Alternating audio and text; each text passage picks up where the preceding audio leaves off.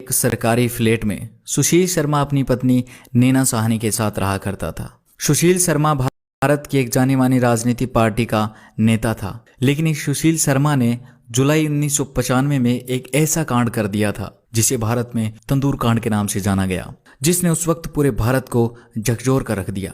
2 जुलाई 1995 की शाम को सुशील शर्मा अपना काम खत्म करके शाम को घर लौटता है, लेकिन जैसे ही सुशील शर्मा घर में एंटर करता है वैसे ही वह देखता है कि उसकी पत्नी नैना साहनी फोन पर किसी से बात कर रही थी। लेकिन नैना साहनी सुशील शर्मा को अचानक से देखकर चौंक जाती है। नैना साहनी फोन को रख देती है। तब सुशील शर्मा पूछता है कि फोन किसका था, तो नैना साहनी कहती है कि रॉन्ग नंबर था। इतना कहकर नैना साहनी किचन में चली जाती है, लेकिन सुशील शर्मा को शक हो जाता है क्योंकि सुशील शर्मा अपनी पत्नी नैना साहनी के कॉलेज के दोस्त मतलूम करीम और नैना साहनी पर पहले से ही शक करता आ रहा था, और इसी शक के कारण सुशील शर्मा ने करीम से इस बारे में बात भी की थी। लेकिन करीम कहता है कि नैना साहनी उसकी सिर्फ एक दोस्त है, और उस दिन घर में नैना साहनी और सुशील शर्मा दोनों ही थे। और जब नैना साहनी फोन को रखकर किचन में गई तो पीछे से सुशील शर्मा लैंडलाइन फोन को रीडायल करता है, और जैसे ही सुशील शर्मा रिसीवर को कान पर लगाता है तो वही हुआ जिसको सुशील शर्मा को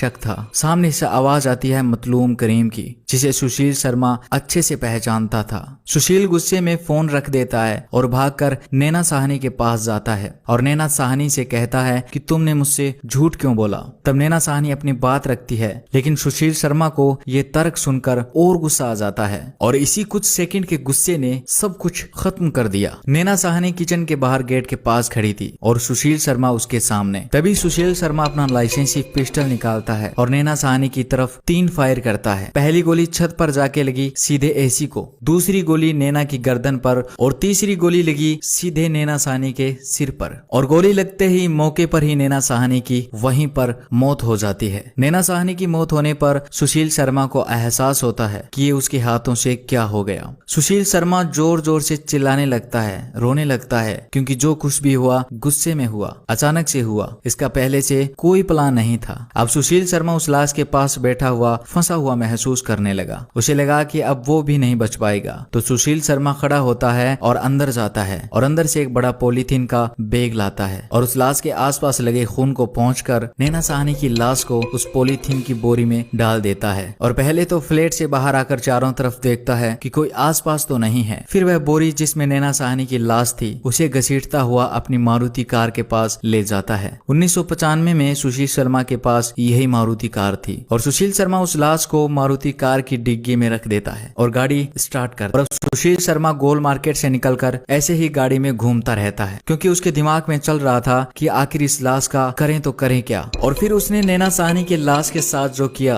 वो देखकर आपका दिल दहल जाएगा। जब सुशील शर्मा गाड़ी चला रहा था तो उसके मन में यही बात चल रही थी कि कहीं कोई चेकिंग ना हो जाए, रास्ते में कहीं पुलिस चेक ना कर ले। तभी सुशील के दिमाग में एक बात आती है। वह तुरंत गाड़ी को घुमाकर ITO पुल पर पहुंच जाता है, क्योंकि सुशील शर्मा के दिमाग में अब ये बात आई थी कि वह अपनी पत्नी की लाश को ITO पुल से नीचे यमुना में फेंक देगा। सुशील शर्मा अपनी गाड़ी इसी ITO पुल के ऊपर साइड में खड़ी करता है, लेकिन सुशील शर्मा देखता है कि इतनी रात के वक्त भी बहुत ज्यादा ट्रैफिक है। वह डर रहा था कि कहीं कोई उसे देख न ले, क्योंकि वह एक बड़ी राजनीतिक पार्टी का नेता भी था, जिस कारण लोग उसे जानते भी थे। वह पकड़े जाने के डर के मारे अपना इरादा बदल देता है। सुशील वहीं से गाड़ी घुमा लेता है और वापस कन्नौट पैलेस पहुंच जाता है और सीधा अपने बगिया रेस्टोरेंट में पहुंच जाता है। और यही वो बगिया रेस्टोरेंट था जिसमें इस तंदूर कांड को अंजाम दिया गया था। सुशील शर्मा इस बगिया रेस्टोरेंट जो आज संग्रील है, इसमें अपनी गाड़ी पार्क करता है और भागकर सीधे रेस्टोरेंट के अंदर चला जाता है। लेकिन वह जैसे ही अंदर पहुंचता है तो वह देखता है कि अंदर बहुत सारे लोग खाना खा रहे थे। उस वक्त रात के लगभग 10 बज रहे थे। उस रेस्टोरेंट का हेड केशव था, जो सुशील शर्मा का बहुत खास था। सुशील तुरंत केशव के पास पहुंचता है और केशव से रेस्टोरेंट को तुरंत बंद करने को कहता है और कहता है कि किसी को भी खाना मत दो, कह दो कि खाना खत्म हो गया है। ये सुनते ही केशव चौंक जाता है और कहता है कि अभी खाना पड़ा है और अभी तो लोग आ भी रहे हैं, लेकिन फिर वापिस जब सुशील तेज आवाज में कहता है कि नहीं, सभी को यहाँ से निकालो, तब केशव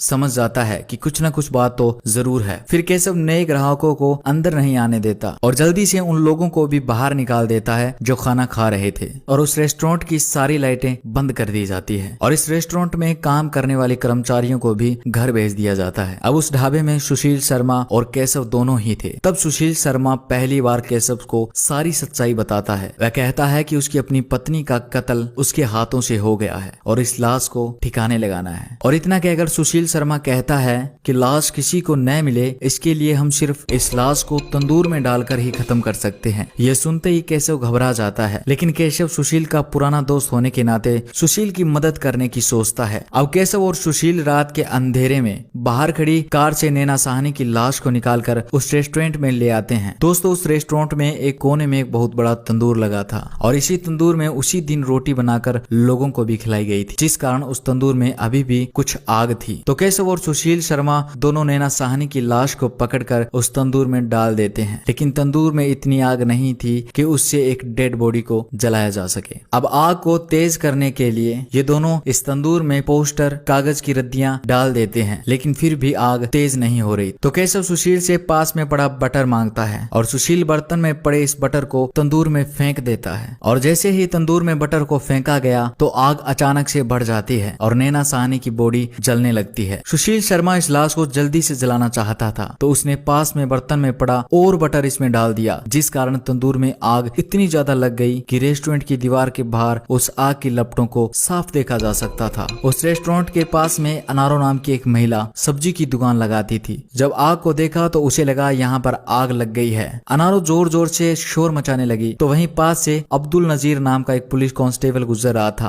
वह अनारो की आवाज सुनकर रुक जाता है और भाग के उस दीवार पर चढ़ के देखता है, तो वह देखता है कि अंदर तेज आग लग चुकी है और दो आदमी उस आग के पास खड़े हैं। अब्दुल जब अंदर जाता है तो केशव आगे आ जाता है। अब्दुल कहता है कि अंदर आग लगी है, तो केशव कहता है कि अंदर आग नहीं, वह कुछ पोस्टर, पुराने कागज जला रहे हैं। तो अब्दुल कहता है थोड़ा ध्यान से, कहीं आग न लग जाए। इतना कहकर अब्दुल बाहर आ जाता है, लेकिन जैसे ही अब्दुल बाहर आता है उसे अलग सी बदबू आती है, जैसे किसी के बालों को, किसी के मांस को जलाया जा रहा था। अब्दुल नजीर को शक होता है, वह फिर भाग के धक्के से अंदर घुस जाता है और जब वह तंदूर की तरफ देखता है तो अब्दुल नजीर के रोंगटे खड़े हो जाते हैं। उसे सामने तंदूर में एक जला हुआ हाथ दिखाई देता है। वह घबराकर बाहर आ जाता है और तुरंत पीसीआर को फोन करता है। कुछ ही देर में पुलिस वहां पहुंच जाती है, लेकिन तब तक सुशील शर्मा वहां से भाग जाता है और पुलिस आकर जब उस आग को बुझाती है तब तक नैना साहनी की लाश आधी से ज्यादा जल चुकी थी। पुलिस उस वक्त सुशील को तो नहीं पकड़ सकी, लेकिन केशव को पकड़ लेती है और उस लाश को ले जाकर मोर्चरी में रखवा देती है। जब इसकी खबर मतलूम करीम तक पहुंची तो वह तुरंत भाग कर आता है और जब लाश की अंगुलियों को देखता है जो सिर्फ हड्डी ही रह गई थी, जिसमें पहनी एक अंगूठी से मतलूम करीम पहचान लेता है कि हाँ, यही नैना साहनी है। बाद में सुशील शर्मा अपना हुलिया बदलता हुआ भागता फिरता है, लेकिन आखिर उसे पुलिस पकड़ लेती है और इस केस को रेयरेस्ट ऑफ रेयर केस मानकर सुशील शर्मा को फांसी की सजा सुनाई गई। लेकिन 2013 में सुप्रीम कोर्ट ने इस फांसी की सजा को उम्र कैद में बदल दिया, क्योंकि कोर्ट का मानना था कि ये कत्ल की कोई सोची समझी साजिश नहीं थी, बल्कि अचानक से